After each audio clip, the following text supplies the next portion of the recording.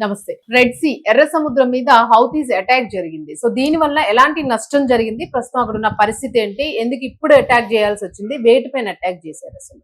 So ఇది మనం మాట్లాడదాం. మనతో పాటు సీనియర్ జర్నలిస్ట్ దాము బాలాజీ గారు. సార్ నమస్తే. నమస్తే. సో రెడ్ సీ మీద అటాక్. సో మనం అంటే ఏమేమి నష్టపోయామని అనుకోవచ్చు ఈ అటాక్ లో వీళ్ళు హౌతీస్ నుంచి? ఇరాన్ వారు ఇరాన్ మీద అమెరికా అండ్ ఇజ్రాయెల్ ఫిబ్రవరి 28న అటాక్ చేశారు. అప్పటి నుంచి మనకి డిస్టర్బ్ అవుతుంది షిప్పింగ్. మధ్యలో మన షిప్పుల మీద కూడా దాడి జరుగుతుంది. ఆల్రెడీ స్ట్రెయిట్ ఆఫ్ హార్మూజ్ లో మన షిప్పుల మీద 3-4 సార్లు దాడులు జరిగాయి. దాంట్లో కొంతమంది చనిపోయారని కూడా. దాని మీద మన ఇండియన్ గవర్నమెంట్ ఇరాన్ అంబాసిడర్ని పిలిపించడం ఇవన్నీ కూడా చేశారు. ఇప్పుడు లేటెస్ట్గా నిన్న రెడ్ సీ ఎర్ర సముద్రం, ఇది మన యెమెన్ దగ్గర ఉంటుంది. యెమెన్కి ఏంటంటే యెమెన్లో 2 రకాల ప్రభుత్వాలు ఉంటాయి. ఒకటేమో అఫీషియల్గా ఇంటర్నేషనల్ కమ్యూనిటీ గుర్తించిన ప్రభుత్వం, అది యెమెన్ ప్రభుత్వం. రెండోదేమో హౌతీలని ప్రొనౌన్సియేషన్లో తేడాలు ఉంటాయి. మనం హౌతీలు అని పిలుస్తున్నాం కాబట్టి అట్లాగే కంటిన్యూ అవుదాం. ఇంటర్నేషనల్గా హుతీలు అంటారు వాళ్ళని. సో ఈ హౌతీల చేతిలో సగం ఉందన్నమాట ఈ దేశం. ఇప్పుడు ఈ హౌతీల కంట్రోల్లోనే రెడ్ సీలో ఉండే ముఖ్యంగా అక్కడ బాబెల్ మండబ్ అని ఒక స్ట్రెయిట్ లాగా హార్మూజ్ లాగానే అక్కడ కూడా ఒకటి ఉందన్నమాట. దాని ద్వారానే షిప్పులు దాదాపు 14 to 15% టోటల్ ఆయిల్ అక్కడ నుంచి వెళ్ళాలి. ముఖ్యంగా గల్ఫ్ దేశాల నుంచి, అక్కడ నుంచి యూరప్కి, ఏషియాకి వెళ్తుంది అనమాట. దాన్ని వాళ్ళు ఇప్పుడు కంట్రోల్లోకి తీసుకున్నారు ఇరాన్కి మద్దతుగా. అంటే ఇక్కడ అర్థం చేసుకోవాల్సింది ఏమంటే, ఇజ్రాయెల్ మిడిల్ ఈస్ట్లో అనేక ప్రాంతాలని ఆక్యుపై చేసుకుంటూ గ్రేటర్ ఇజ్రాయెల్ వైపుగా వెళ్తూ ఉంది.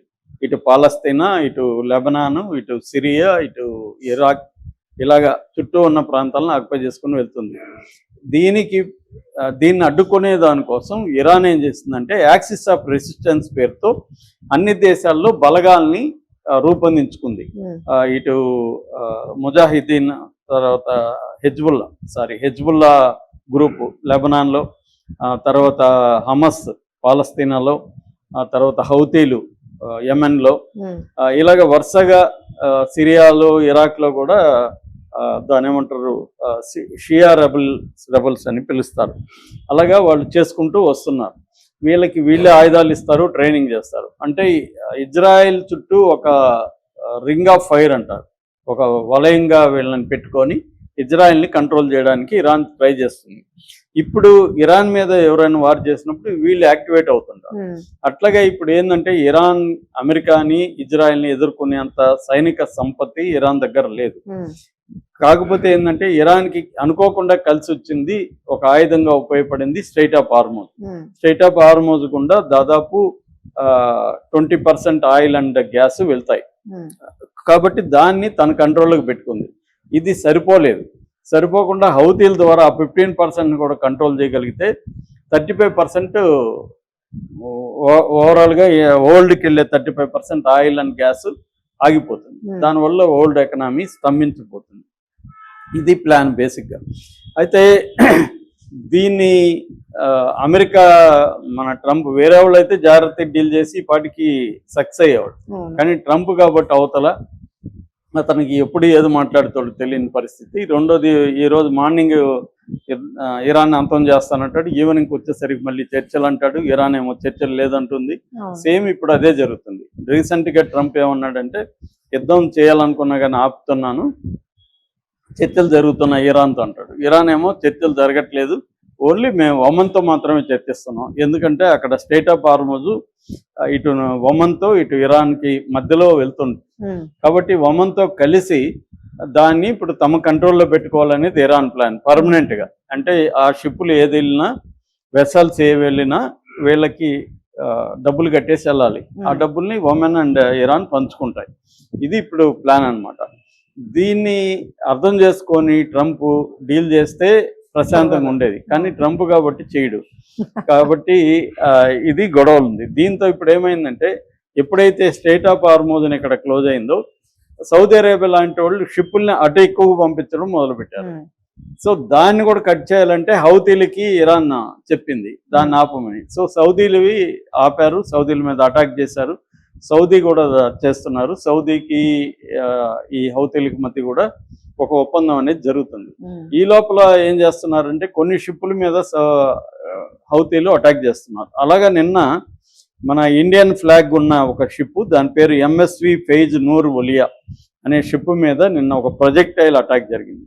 యాక్చువల్గా ఆ షిప్లో మొత్తం 14 మంది ఉన్నారు పనిచేసేవాళ్ళు, అందులో 13 మంది ఇండియన్స్. అయితే ఎవరు చనిపోలేదు లక్కీగా, షిప్ మాత్రం డ్యామేజ్ అయింది. ఇప్పుడు దీని మీద మన షిప్పింగ్ మంత్రి ఉన్నాడు మన కంట్రీకి, సర్బానంద్ సోనోవాల్ నిన్న ప్రకటించారు. సో దీన్ని ఖండిస్తున్నామని. కానీ ఇది హౌతీలే అటాక్ చేసినట్టు వాళ్ళు ఎక్కడా ఒప్పుకోలేదు.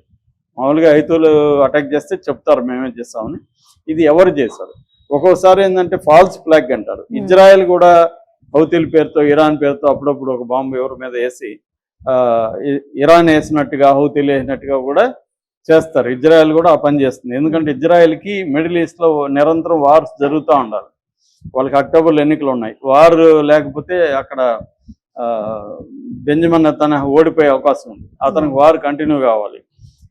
సో అందుకని కూడా జరుగుండొచ్చు. కాబట్టి ఇప్పుడు ఖండిస్తుంది కానీ ఇండియా ఎవరిని ఖండించాలి, ఎవరి మీద మాట్లాడాలో ఇండియాకి కూడా అర్థం కాలేదు. జనరల్గా ఖండించి జనరల్గా పీస్ నోల్కొనాలి అవి మామూలుగా చెప్పింది వరి డీప్లీ వరీసమ్ ఇలాంటి డిప్లొమాటిక్ లాంగ్వేజ్ ఉంటుంది, ఆ లాంగ్వేజ్ వాడారు. అంతేగాని పర్టికులర్గా ఇది హౌతీలే చేసినట్టు హౌతీలు చెప్పట్లేదు, ఇండియా కూడా హౌతీలే చేసినట్టు చెప్పట్లేదు. రెడ్ సీలో అటాక్ జరిగింది. మామూలుగా అయితే రెడ్ సీ వాళ్ళ కంట్రోల్లో ఉంటుంది, కానీ ఒక్కోసారి ఇజ్రాయెల్ లాంటి దేశాలు కూడా జరిగే అవకాశం ఉంది. లేదు పొరపాటును కూడా ఎక్కడికో వెళ్లాల్సింది ఇక్కడ పడచ్చు. ఎందుకంటే మొన్న ఉక్రెయిన్ రష్యా కాదు దీని మీద ఇరాన్ షిప్ మీద అటాక్ చేసింది. అదేమో మేము పొరపాటు అని చెప్పింది, రష్యా మీద వేయాల్సింది మీ మీద పడింది అని చెప్పింది. ఇక్కడ కాస్పియన్ సీలో, కాస్పియన్ సీ అనేది ఒక పెద్ద లేక్ అనుకోవచ్చు, ప్రపంచంలోనే అతి పెద్ద లేక్ అది. సో దాంట్లో ఇరాన్ షిప్పులు ఉంటాయి. అట్లాగే రష్యా కూడా ఇరాన్కి ఏమన్నా ఆయుధాలు సప్లై చేయాలన్నా దాని గుండా చేస్తుంది. సో దీన్ని మీరు బెరిక్ చేయడం కావాలనే కొట్టి కూడా యాక్సిడెంట్ గురు అన్నారు, పొరపాటున తగిలింది అంటారు కదా, అలాగే అనొచ్చు. ఏదేమైనా పబ్లిక్ గా సారీ చెప్పారు కాబట్టి ఇరాన్ కూడా ఉక్రెయిన్ మీదకి అటాక్ చేయడానికి ముందుకు వెళ్లకుండా ఆగింది. సో అలాగా జరుగుతుంటాయి అనమాట. ఇంటర్నేషనల్ వాటర్స్ లో ఇట్లాంటి ప్రాబ్లమ్స్ ఉంటాయి, యాక్సిడెంట్ గా జరగచ్చు, లేకపోతే వాంటెడ్లుగా జరగచ్చు, లేకపోతే వేరే వాళ్ళు వచ్చి వేసి ఇంకొకరి పేరు మీద వేయచ్చు. ఇవన్నీ ఇప్పుడు ఫైండ్ అవుట్ చేయాలి. అంత ఈజీ కాదు, కనిపెట్టచ్చు కానీ అంత ఈజీ కాదు. సో ఏదేమైనా అలాంటివి జరుగుతున్నాయి. ఇప్పుడు ఇండియా షిప్ మీద అయితే అటాక్ జరిగింది, మన వాళ్ళు అయితే సేఫే. ఆ మధ్య వైజాగ్ అతను కూడా చనిపోయాడు అక్కడ. సో కొంతమంది చనిపోతున్నారు, ఎందుకంటే షిప్పింగ్ ఇండస్ట్రీలో మన వాళ్ళు ఎక్కువ ఉంటారండి, కార్మికులు. ప్రపంచవ్యాప్తంగా ఎక్కువ నెంబర్ 1 కంట్రీ ఏదంటే షిప్పింగ్ లో పనిచేసే వాళ్ళు ఇండియన్స్ అనమాట. సో అందువల్ల ఈ యుద్ధాలు వచ్చినప్పుడు డేంజర్ కూడా మన వాళ్ళకి ఎక్కువ ఉంటుంది. సో ఏదేమైనా ఇప్పుడు దీనికి సంబంధించి షిప్ అయితే కొంతవరకు డ్యామేజ్ అయింది, మనుషులు అయితే ఎవరు చనిపోలేదు. ఇప్పుడు మన వాళ్ళు అక్కడ ఈ హౌతీలతో కూడా మాట్లాడుతున్నారు, రికగ్నైజ్ చేయకపోయినా ఇరాన్తో మాట్లాడడం, హౌతీతో మాట్లాడడం చేయాల్సి ఉంది. ఇదేంటంటే డిప్లొమాటిక్ గానే డీల్ చేసుకోవాలి తప్ప మనం అంతకంటే ఎక్కువ ముందుకెళ్ళలేము. మనం వాళ్ళ మీద డిపెండ్ అయినాం. ఆ 2 దీని గుండా మనకి ఎక్కువగా ఆయిల్ గ్యాస్ రావాలి కాబట్టి మోడీ ప్రభుత్వం ఆ రకంగానే డీల్ చేస్తుంది. మొదటి నుంచి కూడా మోడీ ప్రభుత్వం ఈ విషయంలో జాగ్రత్తగా డిప్లొమాటిక్ గా డీల్ చేసుకుంటూ వస్తుంది. Thank you sir.